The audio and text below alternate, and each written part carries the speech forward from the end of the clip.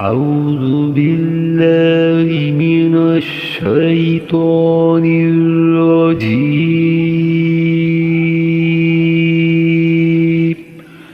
بسم الله الرحمن الرحيم. واتبع ما يوحى إليك واصبر حتى يحكم الله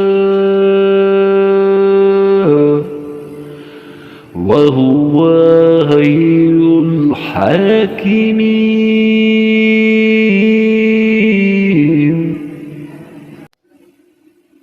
और आप इसकी इत्तबा करते रहिए, जो कुछ आपके पास वही भेजी जाती है, और सब्र कीजिए यहाँ तक कि अल्लाह फैसला कर दे, और वो सब फैसला करने वालों में से अच्छा है।